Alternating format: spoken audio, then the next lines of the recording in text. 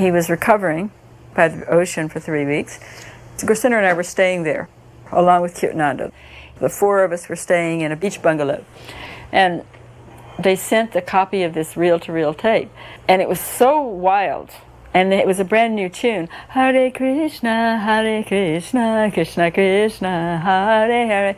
They made up their own tunes. Unheard of in New York.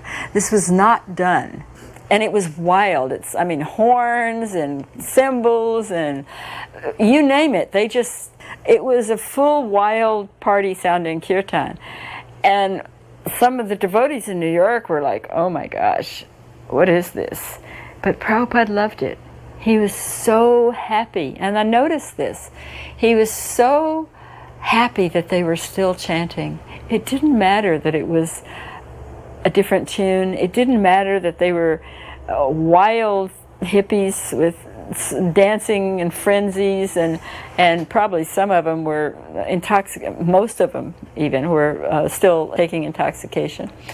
Prabhupada loved it. And there was another one that they sent called Narada Muni, the Eternal Spaceman, which was a little record that they made. They were creative and innovative and far out. That's the kind of people that were in San Francisco. And Prabhupada encouraged them. Whereas the nature in New York was to criticize them and put them down because they weren't conservative enough. Prabhupada didn't have that mood at all. Instead, he encouraged both. And they were a little wild for me, too, because I wasn't as conservative as a New Yorker, but I was somewhat conservative. But what amazed me was when we went back there, sometime later, we traveled back to San Francisco with Prabhupada. They had completely changed. The chanting had purified them. They were totally different. They were beautiful. I mean, we're talking about Mukunda, Yamuna, Shamsundar, Malati, all these early devotees. Malati was so wild. And they were really heartfelt people, willing to try anything, and they loved Prabhupada, and they were out to do whatever they could.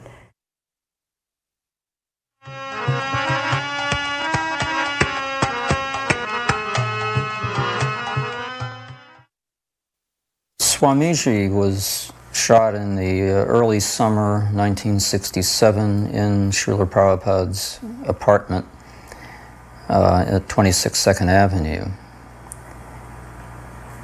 He had recently returned to New York from New Jersey and San Francisco.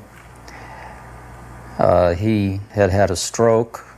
He was not in good health, and he decided that he wanted to go to India to recuperate.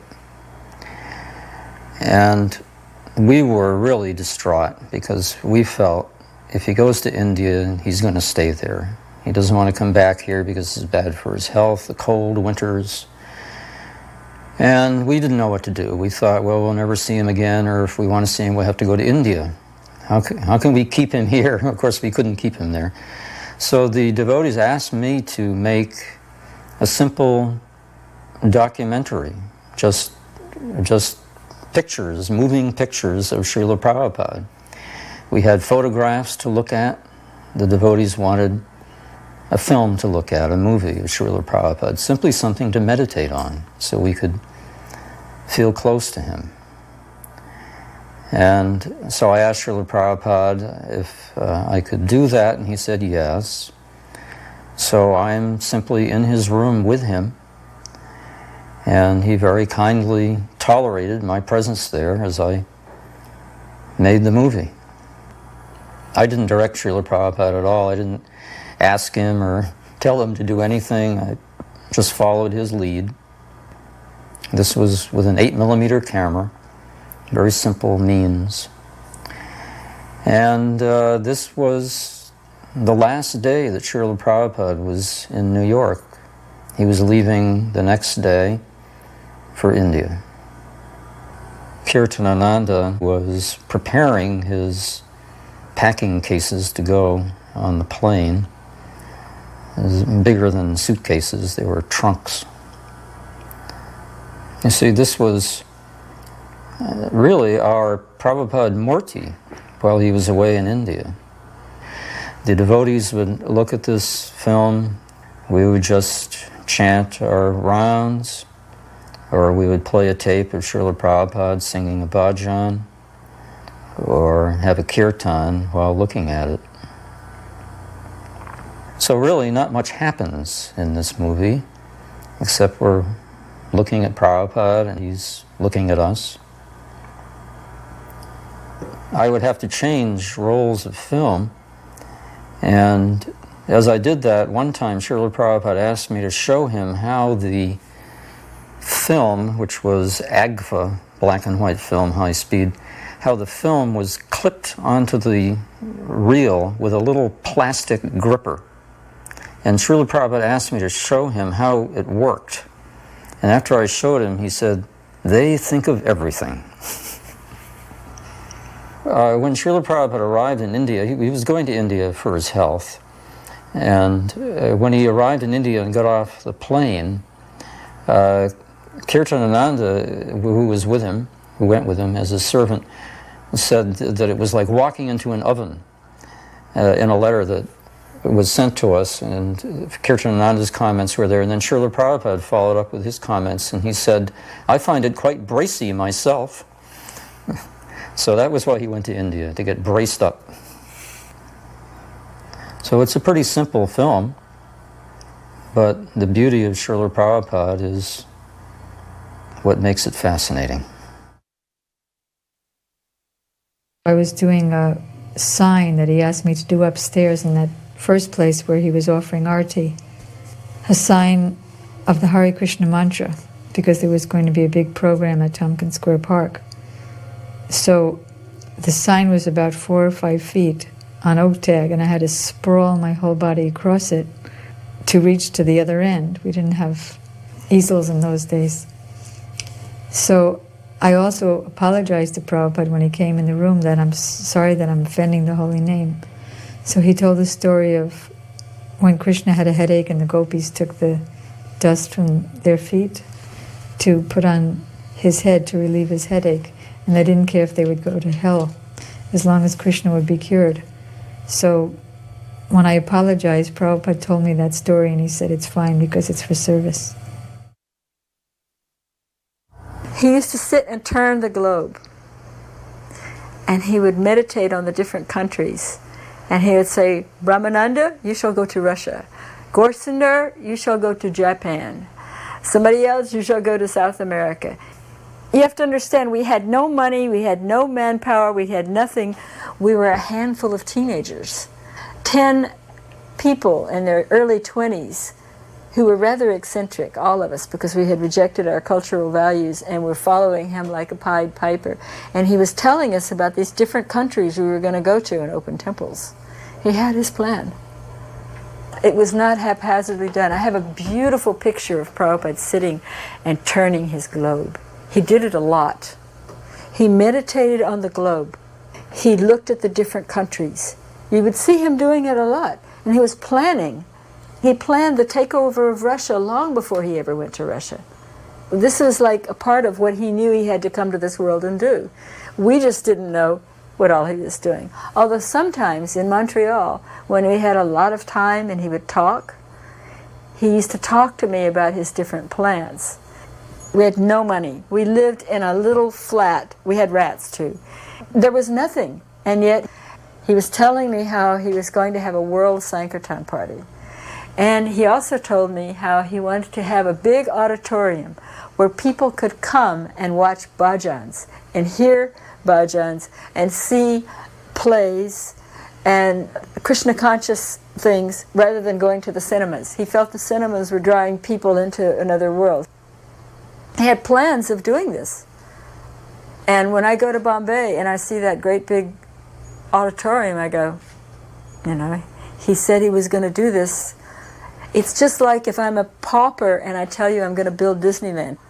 And that's what it was like. But I never disbelieved anything he said. I just listened. I was just always like listening to him. And he liked to talk about what he was going to do. And he talked about many things. Now this painting, which was done by Jadharani, is a painting of Vrindavan. It's the Madan Mohan Temple. This is one of the first paintings that Radharani did. And it's Madan Mohan. Madan Mohan Temple that Sanatana Goswami erected for the first deity in Lord Chaitanya's movement. Prabhupada would give her a picture and she would copy that into a painting. Prabhupada, he hung it right above his head. He sat underneath this. So it's the first Western connection, you might say, with Vrindavan. And here's the personification of Vrindavan sitting there. I did this painting, and then Prabhupada was going back to India in July of '67. And we were all devastated that he was going. But then he looked at this picture and he said, if you look at this picture, then we'll all be together, even though I'm in India.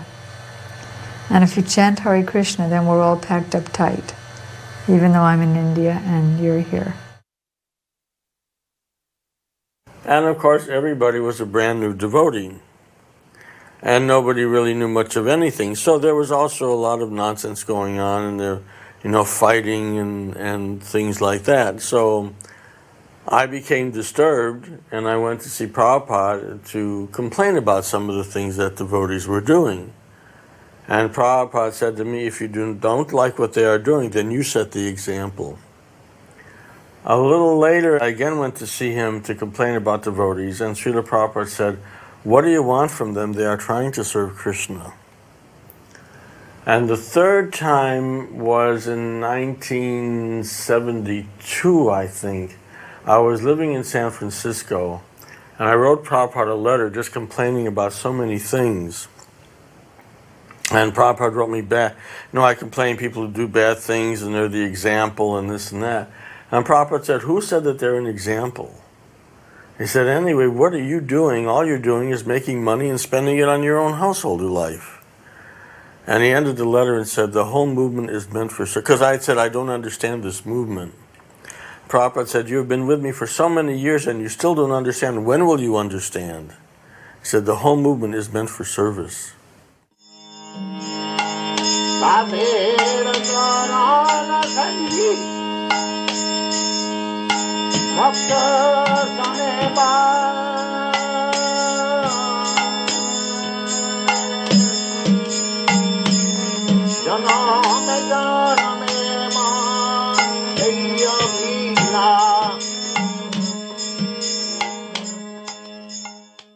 Oh, here's the Jagannath deities that Shamsundar made. He made 4 sets. When Prabhupada came to the airport, we had to collect the baggage. We walked over to the baggage place where the baggage came out. These big wooden crates came, and Prabhupada pointed, there was his suitcase, but then he said also, these wooden crates. Of course, we had no idea what was in them. Neither did we ask. And we brought the crates back. So these crates were in the next room, and Prabhupada told us to go and open the crates. So we went and opened the crates, and there were these Jagannath deities. But we had never seen Jagannath in New York, because, Jagannath came from San Francisco, Puri. Just as Prabhupada made Vrindavan in New York, he made San Francisco Puri. So we look at these Jagannath deities, we can't figure out, it's not Krishna. What is it? And then somebody was making jokes that these look like North American Indian, it's a totem pole. And there's 3 parts to the totem pole. So we were trying to figure out which one is on top, which one is in the middle, which one is on the bottom to make the totem pole. That's what we were thinking. There's the ladder that I was painting the apartment with. I didn't quite finish. And then Prabhupada walked in and he saw us. And we were like joking, like, wow, this is really far out, an Indian totem pole. And then Prabhupada said, this is Lord Jagannath, the Lord of the universe. Bow down. And everybody, boom, hit the floor. That's how Prabhupada introduced Jagannath worship. So those deities were worshipped, but we had drunks coming into the storefront and so on. It wasn't proper to have them available or vulnerable, you know. So we kept them in the apartment and worshipped there.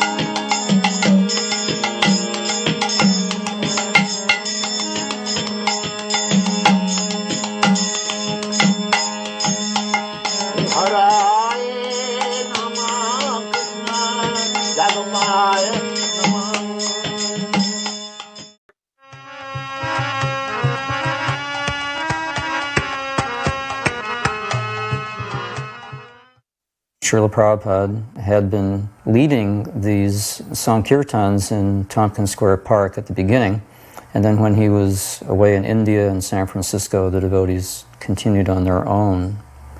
This Lord Jagannath doll, really, or it isn't really a deity, but a little doll of Lord Jagannath, and the devotees at one point all had them hanging around their necks.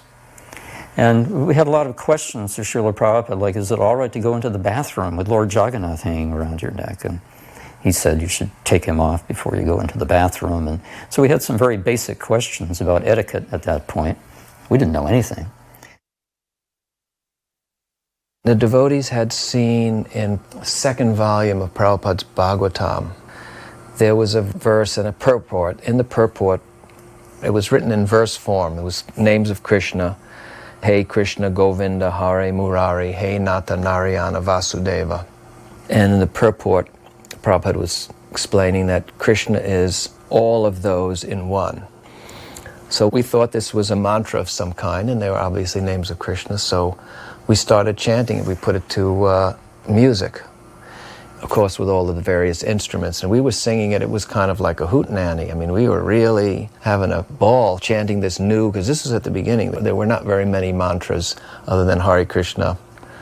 So we were singing this and having a great time. When Prabhupada arrived, we all bowed down and paid obeisances, and he got on the Vyasasana, and he spoke to us and said, oh, who has given you this mantra? And somebody said, oh, we saw this in your Bhagavatam, Prabhupada. And he said, this should not be chanted. He said, this is not bona fide. And we were just, talk about thunderstruck. We were so bewildered. And he proceeded to explain, he said that even their names of Krishna, unless the mantra is given by the disciplic succession, it shouldn't be chanted, even though they're names of Krishna. And there's a verse like that saying that it has to become from the Sampradaya. So right after that, then he said, oh, so you want another mantra to chant? And everybody just spontaneously said, yes, yeah, and everybody kind of cheered. So he started singing Jaya Shri Krishna Chaitanya Prabhu Nityananda Shri Advaita Gadadhar Shri Vasari Gaur Bhaktivinoda. And then he introduced it in Kirtan.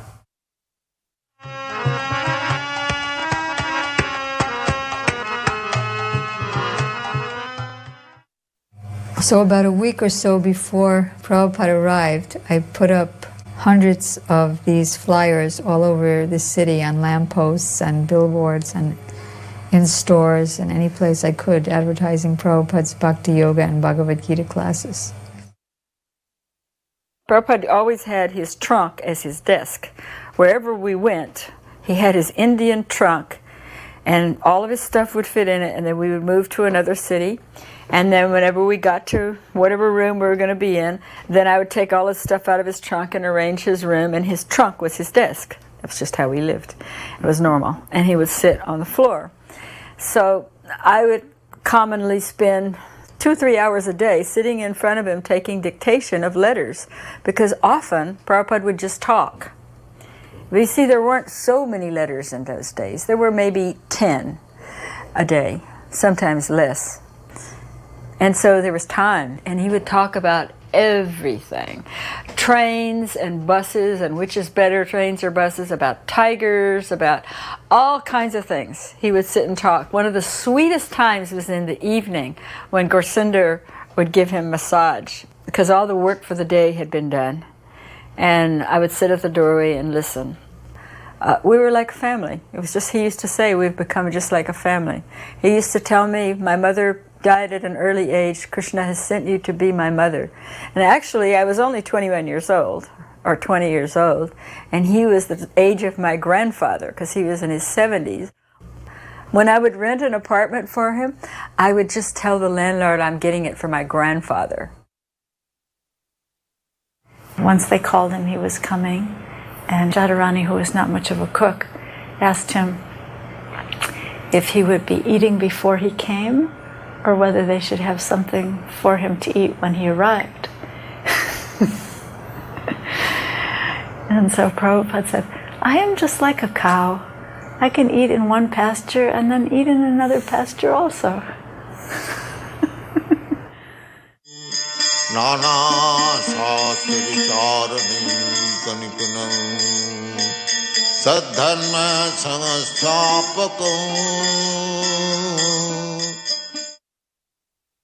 That's Damodar offering obeisances with the camera.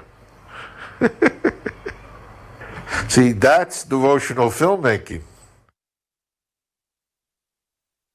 During that Boston trip, almost every week, new faces used to show up from New York. All the New York devotees would come up, Brahmananda, Rai Rama, Rupanuga. And the Boston temple had always been a small temple, like 3 people, 2 people, 5 people, 6 people, but never more than about 5 or 6. But during Prabhupada's visit there, it was just packed with mostly New York devotees. I remember the day after the Brahmin initiation, we were all went on a walk. I was also there. And I quipped, Boston Brahmins. Yes, Boston Brahmins. There were 6 of us that got sacred thread in the first initiation, 6 men, and no women.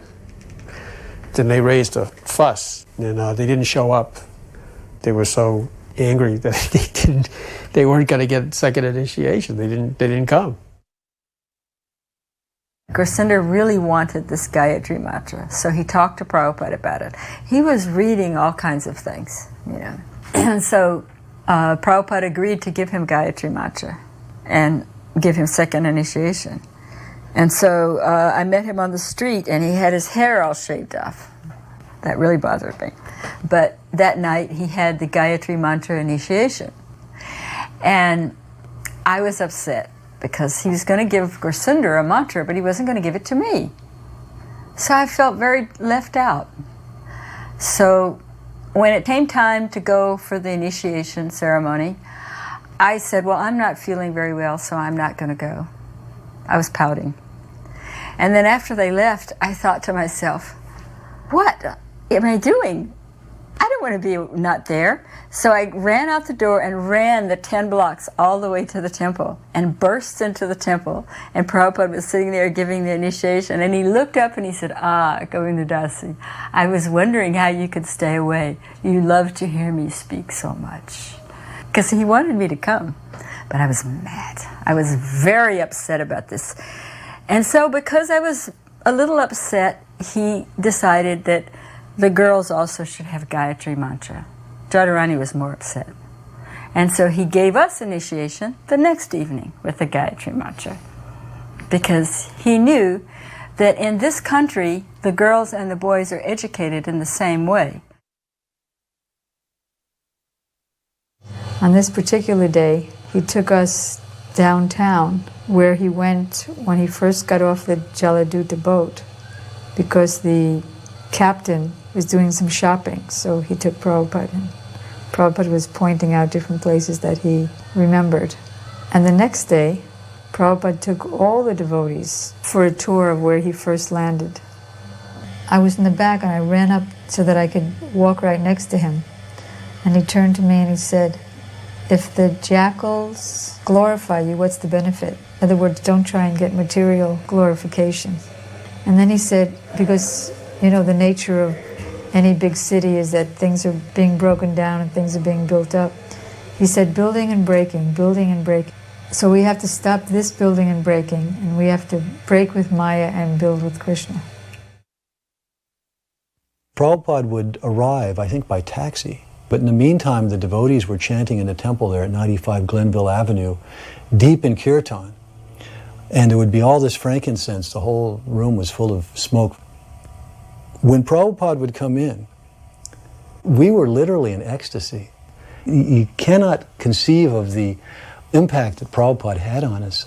Prabhupada's every move and every gesture, he was just floating in ecstasy. And we could perceive that bliss that Prabhupada was in. And I remember he got up on the Vyasasana and he said, the secret is to be praying while we're chanting the name of Krishna. Please, Krishna, just place me in the society of your service. All along, everyone knew him as Swamiji. This is up until May of 1968. And so, Gaurasundar decided he wanted to call me Govindaji, and so he asked Prabhupada, and Prabhupada said, no, actually G is a third-class form of address. It's better not to call her Govindaji. So I piped up, I was sitting right in front of him, and I said, well, if it's a third-class form of address, why are we calling you G? Why are we calling you Swamiji? And he said, it's not very important. I said, oh no, it's very important. If it's a third-class form of address, then we don't want to call you that. We want to call you most first-class form of address. So tell us what would be a good name for us to call you by. And he was very humble, very reluctant. But I pressed him. We've got to change this. And he said, you can call me Gurudev or Guru Maharaj or Prabhupada. So I said, well, that's 3. We need 1. And so I said, well, which one is the best? And he answered, Srila Prabhupada is nice. That is the best. So I said, from today, you will be called Srila Prabhupada. And so I told all the devotees. Some of the devotees didn't like it because it kind of is a tongue twister. Prabhupada, the Swamiji kind of flows more easily. But we gradually started calling him Srila Prabhupada from that time.